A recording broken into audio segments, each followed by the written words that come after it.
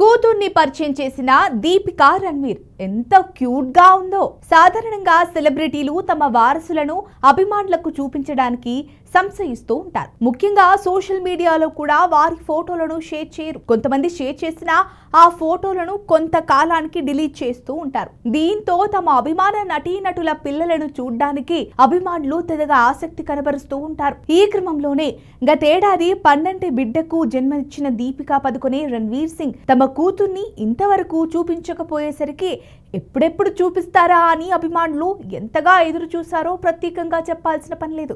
దీపావళి పండుగను పురస్కరించుకొని తమ కూతురు దువాతో కలిసి దిగిన ఫోటోలను సోషల్ మీడియాలో షేర్ చేసి తమ ఆనందాన్ని పంచుకున్నారు. ఈ ఫోటోలు చూసిన అభిమానులు నెటిజన్లు దువా క్యూట్నెస్ కి ఫిదా అయిపోతున్నారని చెప్పవచ్చు. అప్పుడే ఇంత పెద్దగా అయ్యిందా అంటూ ఒకంత ఆశ్చర్యం కూడా వ్యక్తం చేస్తున్నారు. ఇంకొంతమంది అభిమానులకు దీపావళి సందర్భంగా మీరిచ్చిన ది బెస్ట్ గిఫ్ట్ అంటూ కామెంట్లు చేస్తున్నారు. అచ్చం మహాలక్ష్మిలా ఉందని కొంతమంది కామెంట్లు చేస్తే మరికొంతమంది తల్లిదండ్రులకు మించిన అందంతో మరింత క్యూట్ గా ఉంది అంటూ కామెంట్లు చేస్తూ ఉండడం గమనార్హం.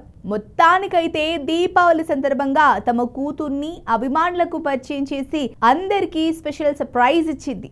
దీపికా పదుకొనే రణ్వీర్ సింగ్ విషయానికొస్తే 2018 నవంబర్ 14న ఇటలీలోని లేక్ కోమోలో వివాహం చేసుకున్నారు. ఇకపోతే వీరి పెళ్లి వేడుకలు సాంప్రదాయ మలయాళం పద్ధతిలో ఒకసారి, కొంకణి పద్ధతిలో మరొకసారి వేడుక జరిగింది.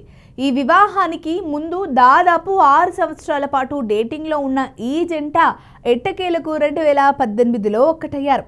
ఇక పెళ్ళైతే చేసుకున్నారు, కానీ కెరీర్ పై ఫోకస్ పెట్టడం వల్ల తమ మొదటి బిడ్డను తమ లైఫ్లోకి ఆహ్వానించలేదు. దీంతో ఎన్నో రూమర్స్ ఎదుర్కొన్న ఈ జంట ఎట్టకేలకు గతేడాది సెప్టెంబర్లో 12 బిడ్డకు జన్మనిచ్చింది. ఇక దీపికా పదుకొనే కెరీర్ విషయానికొస్తే గత కొంతకాలంగా సినీ ఇండస్ట్రీలో విమర్శలు ఎదుర్కొంటోంది. ముఖ్యంగా సందీప్ రెడ్డి వంగ స్పిరిట్ సినిమా నుంచి ఈమెను తీసివేయడం, అలాగే కల్కి 2 నుంచి కూడా తీసివేస్తున్నట్లు అధికారికంగా ప్రకటించడంతో చాలా మంది ఈమెపై విమర్శలు గుప్పించారు. అలా ఒకవైపు ఇండస్ట్రీలో విమర్శలు ఎదుర్కొంటూనే మరోవైపు పలు అరుదైన గౌరవాలను స్వీకరిస్తూ అందరినీ ఆశ్చర్యపరిచింది దీపిక. ఇటీవల ఏఐకి వాయిస్ అందించిన తొలి భారతీయ నటిగా కూడా పేరు దక్కించుకుంది. మరి ఈ వీడియో కనుక మీకు నచ్చినట్లయితే లైక్ చేయండి, షేర్ చేయండి, సబ్స్క్రైబ్ చేసుకోండి. మరిన్ని వీడియోల కోసం మా ఛానల్ని ఫాలో అవ్వండి.